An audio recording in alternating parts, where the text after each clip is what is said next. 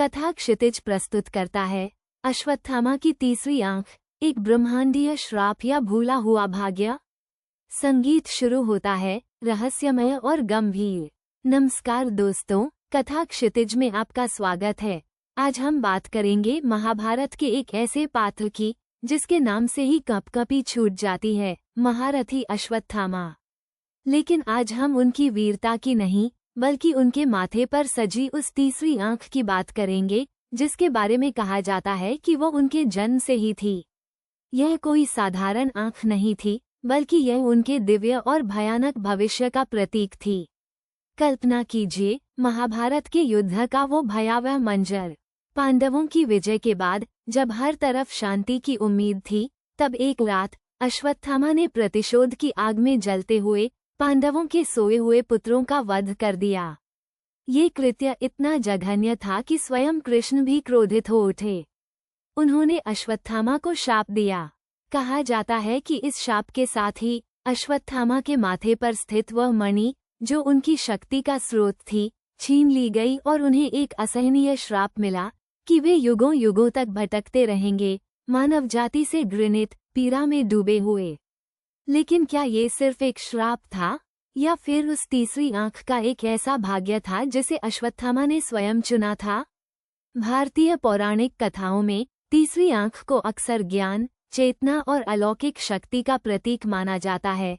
ये शिव की तीसरी आंख की तरह विनाश और सृजन दोनों की क्षमता रखती है। अश्वत्थामा गुरु द्रोणाचार्य के पुत्र, वेद, शास्त्र और अस्त्र शस्त्रों के ज्ञाता थे। क्या उनकी तीसरी आंख केवल एक शारीरिक विशेषता थी या उसमें कोई गहरा रहस्य छिपा था? कुछ कथाओं के अनुसार ये तीसरी आंख उन्हें विशेष दिव्य दृष्टि प्रदान करती थी, जिससे वे भविष्य देख सकते थे और मनुष्यों के छिपे हुए रहस्यों को जान सकते थे। लेकिन शायद यही ज्ञान उनके लिए असहनीय हो गया। वह अपने पिता की मृत्यु का बदला लेने की धुन में इतने अंध हो गए कि उन्होंने अपनी इस दिव्य दृष्टि का उपयोग सही और गलत को समझने के लिए नहीं किया। उन्होंने इसका दुरुपयोग किया और यही दुरुपयोग उनके पतन का कारण बना। ये तीसरी आंख, जो कभी उनकी शक्ति और ज्ञान का स्रोत थी, वही उनके श्राप का कारण बनी। कृष्ण का श्राप केवल बाहरी नहीं था, बल्कि यह अश्वत्थामा के भीतर की उस हीन भावना, उस प्रतिशोध की भावना को भी संबोधित करता था जिसने उन्हें सही मार्ग से भटका दिया था। उस मणि के छिन जाने का अर्थ केवल भौतिक शक्ति का ह्रास नहीं था, बल्कि उस दिव्य दृष्टि का भी अंत था जो उन्हें सही मार्ग दिखा सकती थी। आज भी कई लोग मानते हैं कि अश्वत्थामा कहीं न कहीं, किसी न किसी रूप में आज भी पृथ्वी पर भटक रहे हैं। वो उस तीसरी आंख के बोझ तले, उस ज्ञान और उस श्राप के साथ अनंत काल तक यात्रा कर रहे हैं।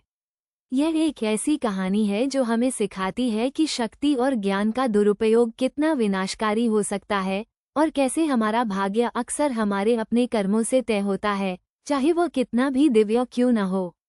तो दोस्तों, अश्वत्थामा की तीसरी आंख एक ब्रह्मांडीय श्राप थी या एक भूला हुआ भाग्य? यह एक ऐसा प्रश्न है जिसका उत्तर हमें कथाओं की गहराइयों में खोजना पड़ता है। संगीत धीमा हो जाता है और समाप्त होता है। कथा क्षितिज से जुड़ने के लिए धन्यवाद। अगली बार फिर मिलेंगे एक नई रहस्यमयी कहानी के साथ।